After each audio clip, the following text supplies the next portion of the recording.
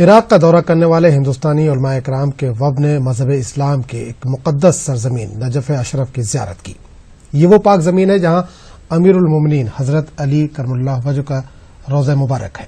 دیکھیے عراق سے ہمارے نمائندے رؤف احمد حلور کی یہ رپورٹ۔ ہمیں دیجیے اجازت، آداب۔ عراق کے شہر کربلا سے تقریباً 78 کلومیٹر کے فاصلے پر نجف شہر واقع ہے۔ نجف اور کوفہ کو عراق کے جڑواں شہروں کے طور پر جانا جاتا ہے۔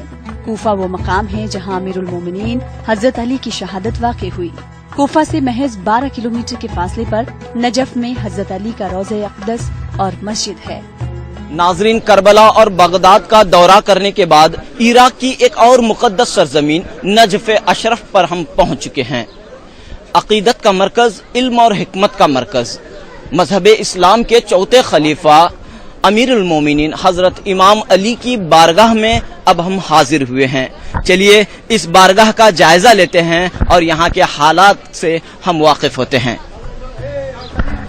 ای ٹی وی کی ٹیم اور ہندوستانی وفد کے ارکان باب قبلہ سے دیار مولا علی میں حاضر ہوئے۔ کشادہ صحن کے درمیان موجود روضہ حضرت امام علی میں ہر کوئی عقیدت، ادب اور احترام کے ساتھ عبادت میں مصروف نظر آیا۔ تاریخ کے مطابق طبرستان کے علویوں نے امام علی کے مزار پر گنبد تعمیر کیا ہے۔ اس کے بعد دیلم کے بادشاہوں اور صفوی دور میں مسجد علی اور روضہ کی تعمیر نو اور تزئین کاری کی گئی۔ اس کے گنبد اور مینار سونے سے مزین ہیں۔ گنبد پر 7770 خالص سونے کی ٹائلز نصب ہیں، جبکہ 35 میٹر اونچے 2 مینار بھی سونے سے مزین ہیں۔ ان 2 میناروں پر تقریباً 80,000 سونے کی ٹائلز نصب ہیں۔ نجف میں حضرت علی روضہ کا شمار دنیا کے فن تعمیر کے اعلیٰ ترین نمونوں میں ہوتا ہے۔ یہ تاثرات بیان کرنے کے لیے الفاظ نہیں ہیں۔ دوسری بات یہ ہے کہ عراق میں جتنے بھی لوگ آباد ہیں، سیدنا امیر المؤمنین کرم اللہ وجہ الکریم ان سب کے سردار ہیں، ہمارے سردار ہیں۔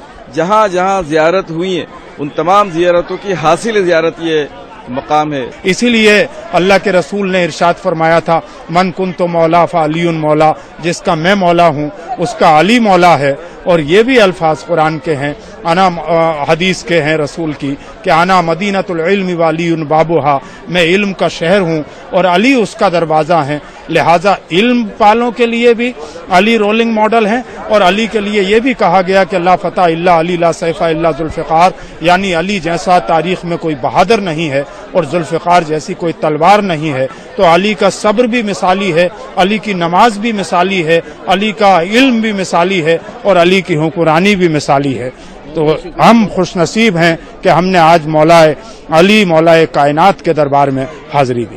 اور یہاں جو ہمارے پیغمبران، ہمارے جو یہ ہیں صحابہ ہیں، ان سب کی یہ سرزمین پہ ہمارا آنا قبول ہو، اور اس سرزمین پہ ہمیشہ تا قیامت اگر امن قائم رہے تو یہ سب سے بڑی بات ہوگی۔ اس وقت جو اختلافات چل رہے ہیں اگر وہ ختم ہو جائے، یہ جنگ ختم ہو جائے اور ساری دنیا میں اگر امن قائم ہو جائے تو یہی سب سے بڑی بات ہوگی۔ روضہ حضرت امام علی پر حاضری دینے کے بعد ہندوستانی وفد کے ارکان نے ای ٹی وی سے بات چیت میں اپنے جذبات کا اظہار کیا۔ روضہ حضرت امام علی کے قریب دنیا کا سب سے بڑا قبرستان وادی السلام واقع ہے۔ کئی پیغمبروں، بزرگان دین کے مزارات اس قبرستان میں ہیں۔ نجف اشرف حضرت علی کے دور سے علم و ادب کا مرکز رہا ہے۔ آج بھی نجف اشرف شیعہ مسلمانوں کی دینی اور فقہی تعلیم کا مرکز ہے۔ کئی دینی درسگاہیں یہاں قائم ہیں۔ بڑی تعداد میں ہندوستان کے طلباء اور علماء دین ان درسگاہوں سے فیض یاب ہوتے ہیں۔ ہندوستانی وفد کی قیادت کر رہے ماہر تعلیم آغا سلطان نے کہا کہ عراق میں شیعہ سنی مسلمانوں کے درمیان اتحاد مضبوط ہو رہا ہے۔ اسی حقیقت کو جاننے کے لیے ہندوستانی وفد نے عراق کا دورہ کیا ہے۔